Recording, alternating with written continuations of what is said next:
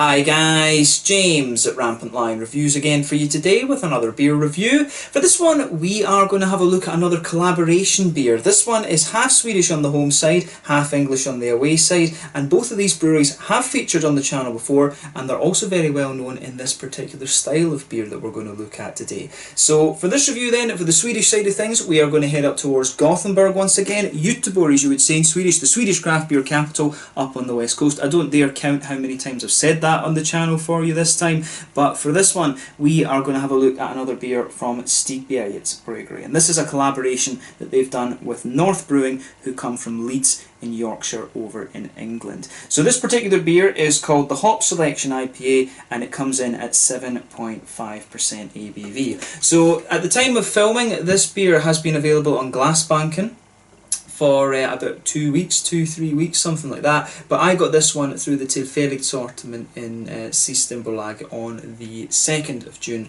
2020. So it is pretty damn new in there, along with a couple of other beers, and I'm very curious to see what this one has in store for us, because as I say, both of these breweries very well known for the hazy New England IPAs. This one comes in at 7.5% ABV, and it's got a very nice hop bill, which we'll talk about a little bit later on. So yeah, hopefully this turns out to be a good beer, but knowing these breweries, I think there's a good chance that it will be, but we'll see how we get on. So as always with my reviews then, I'll tell you a little bit about the breweries involved here before we taste the beer. If you want to get straight to the tasting, just fast forward. All the usual links are in the description below. That's the brewery websites, the link to my other reviews that I've done, both from Stigbergets and from North Brewing. No doubt you will see more added to both of those lists at some point in the near future, but it is more likely you'll see Stigbergets first.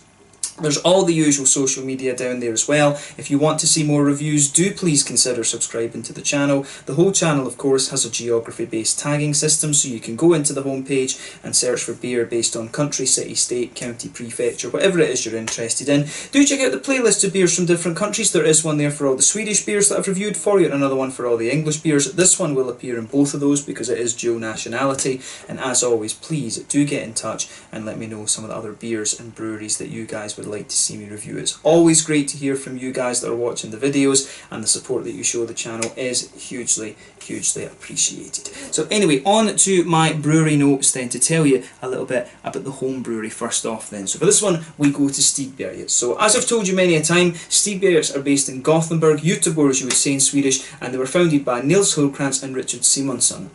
So the pair own two bars that share the one kitchen. This is Bar Kino and the Hagbjörn's Cafe, both of which you can find on Linnegatan in the city, and these opened back in 2007. So this building is actually an independent cinema, and it's got lots of Swedish and foreign films that you can go and see, and I didn't actually know that until I was up there last, what was that, September or October, and I did some out and about filming there, and I do recommend that you go and check out kind of the unofficial tap room of both OO Brewing and Stigbergets Bryggeri in Gothenburg actually, so definitely worth checking out. Hopefully the next time I'm in there I can get a proper look at the Hagbjörn's Cafe, and I can go and check out some films and things like that as well. But originally the idea that these guys had was to brew a few beers for the bars that they could sell in there, and this led to them kegging the beers and selling it to other pubs before they eventually started bottling the beers in November of 2014.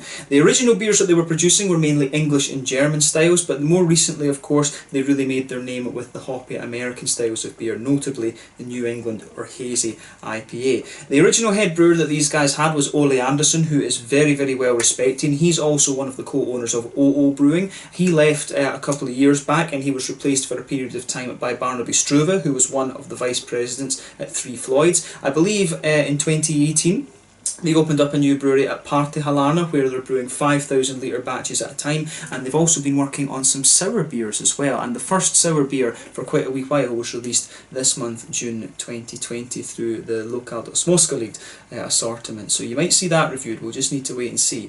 But they also started selling their beers in the 440ml cans, which means they can export a lot more. Their main beers are brewed are released in the 440ml cans, and the kind of collaboration ones and higher alcohol alcohol ones, and sours I think as well, are released in the little 330s for just, you know, so more people can try them actually. But they now have a brew team at the brewery of Ollie Banks, who used to work for Beavertown Brewery in London, and Lucas Munroyd, who used to work for All In Brewing, one of the numerous gypsy breweries that you'll find in the Gothenburg area. They open up the brewery every so often to host a bar, and they've just opened up a bar in Stockholm as well, which I believe opened up at the end of April 2020. But as of June 2020, when I'm filming this review for you, Stigbergets have produced in the region of 60 different beers according to Untappd, but I do suspect that it is a little bit more than that. I guess there's a number of the early beers might not have made it onto there, so maybe it's closer to 80 different beers or something. But through Stigbergets we tend to get, you know, 2, 3, 4 beers from these guys a month, so they are a fairly prolific brewery, I have to say. So yeah, as I said, the most famous beers you're probably going to know from these guys will be the Amazing Haze, the GBG Beer Week, which I believe the original one was 2016, was the one that really helped them kind of shoot to fame. And those beers are definitely worth checking out. That one is now sold with a slightly changed recipe under the name New and Improved GBG Beer Week, so I recommend that you check that one out as well. So Amazing Haze or the New and Improved GBG Beer Week from Stigbergets are definitely worth checking out, along with the Narangi from OO Brewing, which of course is Ole Anderson, the original head brewer's creation. So yeah, two of the most well-known IPA breweries in Sweden, Stigbergets and OO Brewing, and their history is of course a little bit intertwined. So if you're interested in Swedish craft beers and the hazy IPAs, then this is definitely a brewery that you want to try. But yeah, that's all you really need to know about Stigbergets Bryggeri for the moment. If you want to learn more, of course, you can check out the brewery website. You can follow them on Facebook and Instagram to keep up to date with all the latest goings on, and of course you can check out the Rate Beer, Untappd and Beer Advocate pages to learn more about all the different things that they've done. So yeah, let's move on to the English side of this beer then. So on to North Brewing. So as I told you earlier, North Brewing are based in Leeds, and they were founded by John Gingell, if I'm pronouncing his name right, and Christian Townsley, who owned the North Beer Bar, which was opened up back in 1997. Today though, as part of that company, they operate 6 venues around the city of Leeds, and apparently North Bar used to work quite closely with the likes of James Clay and Vertigo Drinks to help promote craft beer in Yorkshire. Yorkshire of course does have a significant heritage when it comes to craft beer, as I'm sure Stuart Pickard, Ginger Ale Trail and Rob Hopsine will tell you. Make sure you check out their channels. They've been doing videos for a good bit longer than I have actually. But yeah, you've got breweries there such as Rooster and things like that, who are one of the oldest craft breweries in England as far as I can figure, and these days you've got many, many more. But the brewery itself is located in the Taverners Walk Industrial Estate, and it has a 200-person tap room and a 15 BBL brew kit. I think they've expanded the fermentation capacity of this place quite considerably since it started up. The brewers at the brewery are Seb Brink, who used to work for Golden Owl, and also Darius Darwell, who worked for the Bristol Beer Factory. Bristol, of course, is a very, very good beer city these days as well. As of June 2020, when I'm filming this review for you, they've produced around 150 different beers, and North Brewing are mainly known for their kind of hazy New England style IPAs, as well as, you know, a couple of different Berliner Weisses and different kind of fruit sours and things like that as well. But a very, very well respected brewery in England these days. You know, when it comes to the big boys in England, you're talking the likes of Wylam, North, you've got Cloudwater, Track, Dea, I'm trying to think who else you've got. You know, there's a lot of very, very good hazy New England type breweries these days. If you want to learn more about these, of course, do check out my English friends in the beer tubing scene as well. We've got Craig at Kent Beer Reviews, Harry at Blue Nose Beer Reviews, Peter the Clueless Drinker, we've got Jayco at Jayco Beer as well, we have Rob at Hop Scene, and there's various other guys kind of popping up these days as well that are doing videos. So yeah, make sure you check out those guys on YouTube as well, and you can see English beers reviewed a little bit more regularly than you're going to see them on here. But yeah, that's all I really need to tell you about North Brewing for the moment. Again, if you want to learn more, check out the brewery website. You can follow them on Facebook and Instagram and stuff to keep up to date with all their latest goings on, and you can check out the Rate Beer, Untappd and Beer Advocate pages to learn more about all the different beers that they've done. So yeah, let's get on and actually have a taste of this beer then. So as you can see with this one, this is actually very similar in its artwork to a number of other beers that have come out of Stigbergets before. They had the most recent one that was like this, from what I remember, was the big chocolate orange imperial stout that they had. They brewed that with Wylam Brewing. maybe about 6 months ago or something like that, maybe a little bit longer.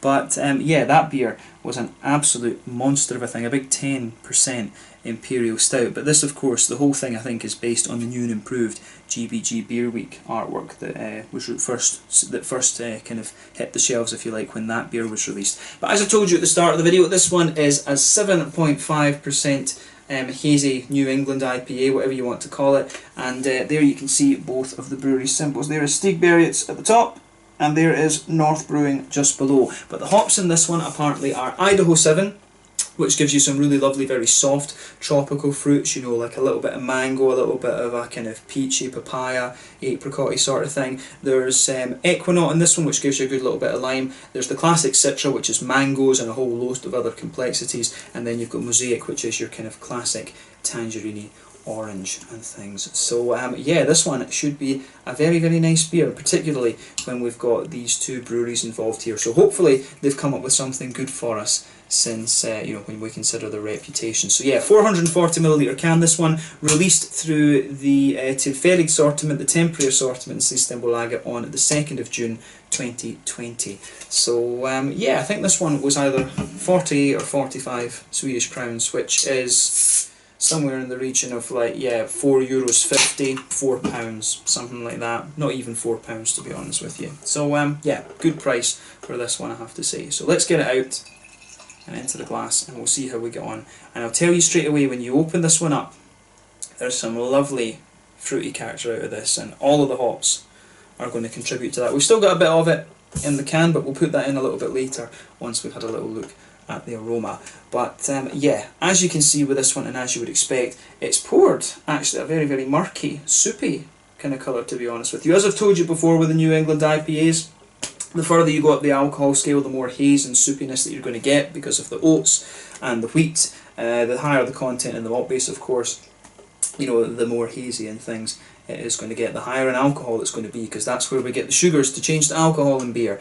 But yeah, as you can see with this one, this has poured a nice, what is it, about a third of a finger of a frothy, I would say cream coloured head. That's not a perfect white in my opinion. It's a bit thicker towards the edge of the glass than it is in the centre, where it's just fading away to be a very thin foamy layer. One or two big bubbles sticking towards the side of the glass. You can see a steady stream of smaller bubbles going up towards the bottom of that head there. But in terms of colour, I would describe this one as being a little bit like a kind of passion fruit juice or a mango juice, or something like that. You know, it's not like very, very light and very pale as you'll get from pineapple juice, for example. So yeah, kind of medium yellow, this one, on the New England scale. Some of them you can get that are very, very bright and orange. Some of you get them where they're like dead pale, actually. So yeah, nothing overly surprising about the appearance of this beer when you consider what style it is. If I put my fingers behind the glass, you can see there is an impressive degree of haze to this one when you consider that it is 7.5%. So it is one of the kind of soupier and gloopier looking New England IPAs that I've come across when you consider what alcohol is. Of course, if you've got one that's, you know, 8 and 9% and stuff, they are going to be a hell of a lot soupier and gloopier than this. But yeah, a nice looking beer, this one, and nothing overly surprising about its appearance. So let's take a closer look at that aroma then, and just see how we get on with this one, because I can smell it already, and I'll tell you right away, the fruitiness in this beer is going to be pretty damn nice. So yeah, let's look at that. That does smell good, actually. First impression is it's got a lovely kind of oily juiciness to it, which I really like. Yeah, it comes across as very, very oily in its fruitiness, but I like that about it. I get a lot of the kind of tangerine oranges from the Mosaic, obviously, that'll be where that's coming from in this one. But you do get a good bit of the lime in that as well, but I do find that the kind of tangerine oranges from the Mosaic are taking over the sort of Equinaut limey kind of notes, to be honest with you. The lime's a little bit more obvious when you're further away from the beer, I think, but when you get closer into it, it's more tangerine and orangey. So yeah, I really like how this one all goes together. The fruitiness on this beer, definitely a little bit more oily. You can definitely get some nice kind of passion fruity and mango-y notes out of this one, which is kind of what you expect from the Citra, to be honest with you. And the Idaho 7 is going to give you the softer tropical notes. So yeah, there is a wee bit of a softer kind of papaya, apricot-y type note to this one. And Citra is an interesting one because usually it can give you some very strong grapefruity notes. It can give you the stronger passion fruit as well, but usually it leans a little bit towards the mango. But I'm getting a good bit of passion fruit out of this one. That could also be from the Idaho 7 as well. And I will say that the tropical fruits are not their most pungent in this one. I'm really finding that this is well balanced between the kind of softer tropical fruits and the more oily tangerine orange and lime, the more kind of citrusy type things as well actually, although I think technically passion fruit and grapefruit are quite sour and citrusy, to be honest with you. So yeah, I need to watch my terminology a bit there. But yeah, the aroma of this one I think is nice. You can tell this beer is pretty fresh actually. I'm just hoping that it's not too fresh, because if you drink these New England IPAs too early, of course, you can just get green from them, which isn't the most pleasant of things. But yeah, on the green side of the hops then, there is a good little bit of a kind of floral aromatic spicy note out of this one. All of these hops are very high alpha acid, so they're going to give you that. Mosaic tends to sit around the 14% alpha acid note. I think Equinox sits around 13%, and Citra I think can go between 12 and 16%. I've seen Idaho 7, I think that's a fairly, like a sort of somewhere between 12 and 15%, something tells me. That's the kind of range that is. So all the hops in this are pretty, you know, high in their alpha acidity. So you are going to get a good chunk of floral aromaticity out of these. But yeah, it's got a lovely kind of softer grassiness to it as well, which is great. But the green side of the hops for me does lean towards the kind of slightly more spicy floral note, but it's not overly spicy, if that makes sense. There's a wee touch of earthiness to it as well, which is most likely to be the Mosaic, unless they've got another bittering hop in there, like, you know, a bit of Columbus or something like that, because Columbus, it gives you a really distinctive spiciness, and I don't so much get that in here, but some of the bittering hops can give you just a little bit of earthiness actually. But in the case of a New England IPA, most of your hops come as late additions in the boil. These beers are only ever usually around 30%, 30 IBUs, not 30% bitterness. So yeah, that's an interesting point to make about this one. And with the hops that are in this, the high alpha acid hops, they are the late addition hops, usually after the first hour of the boil, because usually IPAs are around a 90-minute boil actually. So yeah, the aroma of the hoppy side of this beer is very, very nice. So let's take a quick look at the malty side of it. So yeah, I mean, it smells very kind of smooth, this one. It smells pretty well balanced. I mean, you've got a nice kind of white bready sort of thing to it. You can smell a little bit of the bitiness of the wheat, particularly at the back of the nose. You do get a bit of the oaty creaminess out of it. But I don't really get so much in the way of a biscuity sweetness, so I'm wondering if that'll come out a little bit more in the flavour. But yeah, the aroma of this one, on the malty side of things, I find it leaning a little bit more towards that malt thing, because as we always say in these New England reviews, you can get the ones that are more oaty leaning, you can get the ones that are a bit more wheaty leaning, but this one actually seems, from the malty side of things, as if it is a little bit more kind of in the middle, to be honest with you. So yeah, I do like that about this one. So yeah, take a little bit of time and enjoy the aroma of it before you get stuck into it, because it does, the fruitiness in this beer, the oiliness of the fruitiness I think is quite nice. But let's have a taste of this now and just see how we get on. So this one is the Hop Selection IPA at 7.5% ABV, brewed at Stigbergets Bryggeri in Gothenburg here in Sweden, in collaboration with North Brewing from Leeds in Yorkshire over in England. Let's get stuck into this one. Sláinte, skål.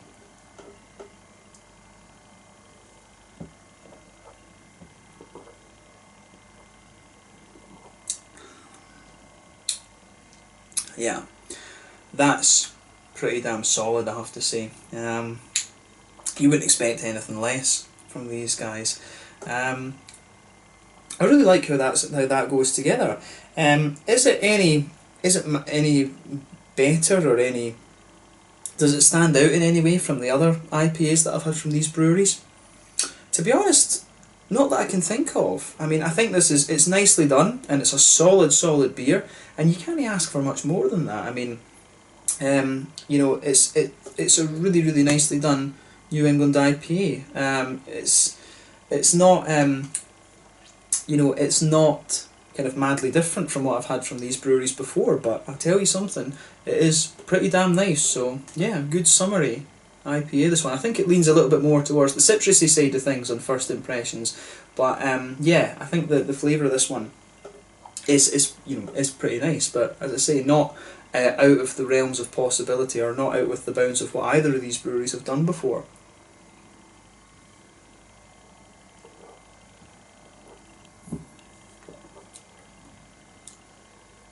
So yeah, that's really nice. I mean, well done to both of the breweries here. I do find the fruitiness on this one just a little touch more oily compared to some of the other ones I remember having from Stigbergets. It's been quite a while since I've had one of North's own beers, from what I can gather, although in fairness I did have the West Coast IPA from these guys that they did in collaboration with Beer Bibliothek a few videos ago, which was very nice apart from the fact it wasn't bitter enough to be a West Coast double IPA, my one complaint that I had about it. But they are a very, very capable brewery in the New England category. And from what I remember, their beers were always a bit kind of wheaty and bitey, almost like with a little bit of acidulated malt like you used to get from Magic Rock, if memory serves me correctly. So that's an interesting point about North Brewing, actually. A more kind of they had a more kind of bitey New England IPA. So in a way, it's almost as if they're balancing each other out a little bit. You've got a little bit more of that breadiness and kind of softness you expect of Stigbergets, but you do get a little bit of the wheaty and bitey note that you expect from North Brewing as well. So this is almost kind of just a straight crossover between what you would normally get as standard from both of these breweries, and it works. It works. Can't ask for much more than that. These two breweries come together, they produce a well-crafted IPA. That's exactly what you want. So yeah.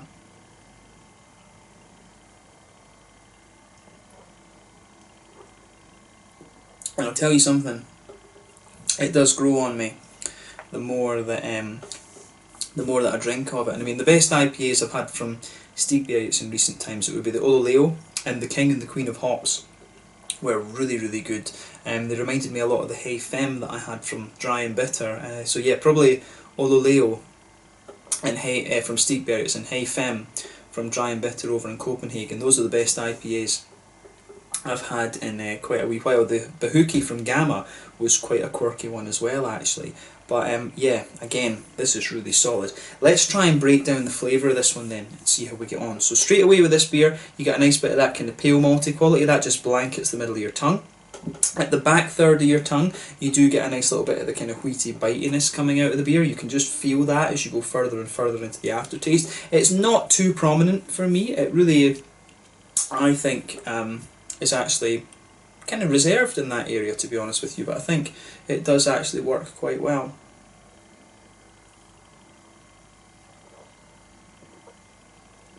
And when you take this beer in, it does have a little bit of a kind of bite to it, but it smoothens out really quite nicely. So yeah, towards the back third of your palate, you've got a nice kind of wheaty kind of bitey note to it, but as I say, not too prominent, to be honest with you. But then as you move into the kind of middle third of your tongue, you can feel that slightly softer kind of pale malty base that the beer has. In the very kind of centre of your tongue, you've got a wee bit of that kind of you have got a little bit more of that kind of softer, kind of thicker, doughy bready quality, which is there, that's nice. And in the very centre of your palate, you get a wee bit of that kind of biscuity sweetness out of this one. It's a bit like a kind of McVitie's digestive biscuit, as I always say with these. That's what you get, but to me this one feels kind of soft and bready in comparison, although the sweetness, I think, does linger a little bit into the aftertaste. It's almost as if you've just got like a little very small island in the very centre of your palate that's that kind of oily, biscuity, McVitie's digestive type flavour. So I like that about this beer, but definitely a little bit more kind of softer and bready and things like that for me, this one. But as you move towards the front of that middle third of your tongue, that's where you get some of the nicer kind of oaty, creamy flavours pushing their way out of the beer. And I do like that about this one as well. So yeah, definitely softer and more kind of bready leaning and malty leaning in its malt base, if you like. I don't know if you can count, I know you do usually count the wheat and the oats as part of the malt base, but it's not the kind of barley malt, if you like. It's not the usual kind of thing. So I think the barley malt side of things in this beer comes across a little bit more compared to some of the other ones that I've had from these breweries before.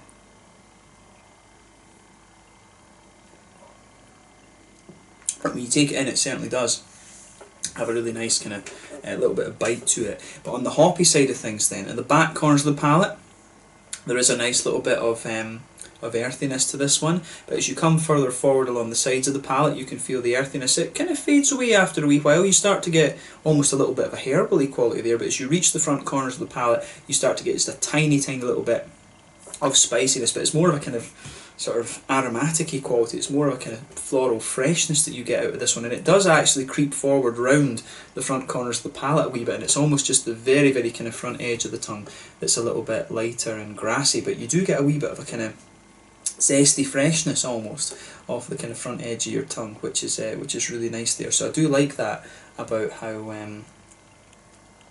this one kind of comes off.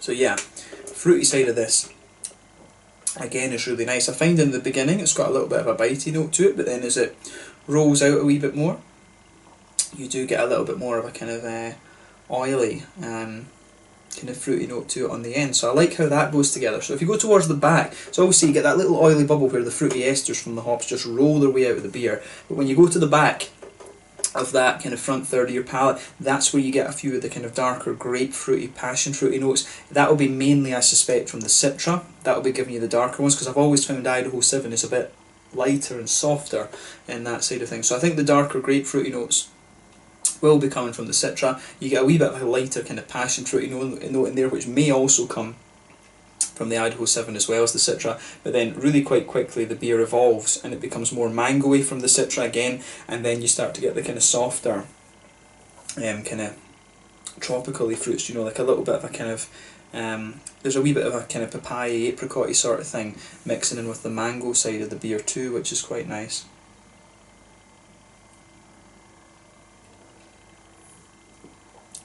But yeah, on the kind of front sixth of the tongue, if you like, halfway in that front third of your tongue, that's where you get the very oily part of the beer. And for me, it's the tangerine oranges from the mosaic that are kind of mixed in with that, and you also get a wee bit of the kind of limey character there. You can feel the lime just almost on the kind of tip of your palate, and I think the lime gradually builds to be a bit more zesty the further you go into the aftertaste with this one as well. But I think the orange really starts to become more prominent the further you go into the flavour, but you can feel the kind of darker passion fruity, grapefruity notes out of this one. Those slightly stronger, more sour fruity notes just kind of pushing their way out as well actually. The aftertaste, and you get a bit of the wheaty bitiness, you get a little bit of you know, kind of floral and citrusy zest out of it, but the fruitiness that comes out of this beer, I think, is very nicely done, to be honest. I think that's the highlight of the beer for me, is just the way that you've got this slightly stronger, you've got that stronger grapefruit note there, but you've got the softer tropical fruits, and then you've got the oily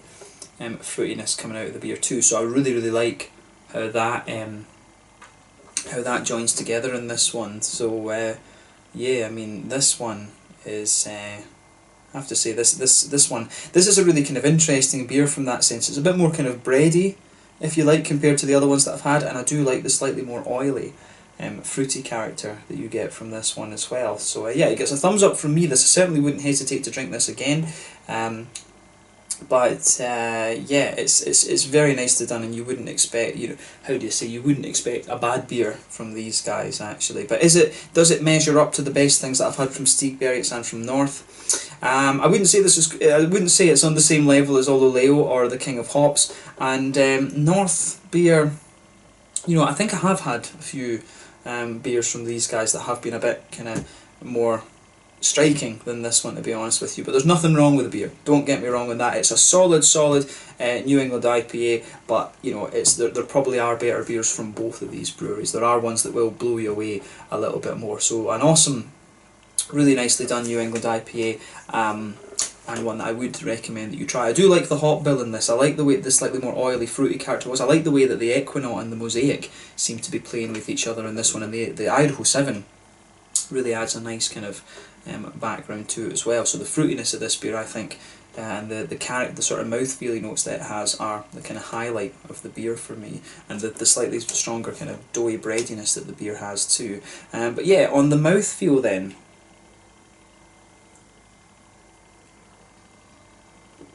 yeah, I mean, I would say this is a fairly mid-bodied beer, leaning towards the top end of mid-bodied. The carbonation is really quite smooth on this, and I feel that it gets a bit more, this beer gets a bit more oaty in terms of its flavour as you drink more and more of it, to be honest. I think it does lean towards the more oaty and more biscuity sweet side of things, so I think there's probably a bit of golden promise in this, just going from the flavours that are in here. So you get more and more of that the more that you drink of this beer. So yeah, very, very smooth. Is it creamy? Yeah, it's more smooth rather than creamy, but I think more creamy character comes out of it later. In terms of IBUs and things, I think we're talking, you know, your standard sort of 25 or 30 IBUs out of this one. I don't find this one overly bitter. The malt base, like I say, very, very smooth, a little bit doughy and bready, but you do get a wee bit more sweetness out of it the further you go into the aftertaste, and there's a little bit of that kind of quite citrusy, zesty quality to the fruits, but also a nice little bit of a kind of oily character in there as well. But like I say, a very, very solid beer, which is the least you'd expect from these guys. And I wouldn't hesitate to drink this one again. So yeah, slightly stronger than we normally get from Stigbergets. Their beers are usually 6.5. I can't remember what North usually put theirs out there as. But yeah, this one is a little bit stronger than what we would normally find from Stigbergets, unless of course they're doing a double IPA or whatever. But solid beer, this one, and if you get the chance to try it, I would recommend that you do. So yeah, nice to see these breweries collaborating together, and they have done it before. I think, I'm sure I've had other beers. Was it the Brexit IPA or something that they did that North were involved in? It might have been other breweries around. If there were quite a few in that, but yeah, definitely an English brewery that I would recommend that you check out. So yeah, let's leave it at that for this one. A 7.5% New England Hazy IPA, the Hop Selection IPA from Stigbergets Bryggeri in Gothenburg here in Sweden, and North Brewing from Leeds in Yorkshire in England. Solid beer, and I recommend you have a go at this one while you get the chance. So yeah, once again, thank you for watching my beer reviews. Until the next time, please like, subscribe, share, all the usual YouTube stuff. Let me know your own thoughts on this beer in the comment section below. Let me know what your favourite beers are, both from Stigbergets and from North Brewing. We will no doubt return to these guys at some point in the near future, but I thank you again for watching, and I will catch you guys very, very soon. Until the next time, it's Slanja just now, and I'll catch you guys later. Slanja, skål, cheers. Make sure you check out Stigbergets and North Brewing. Skål.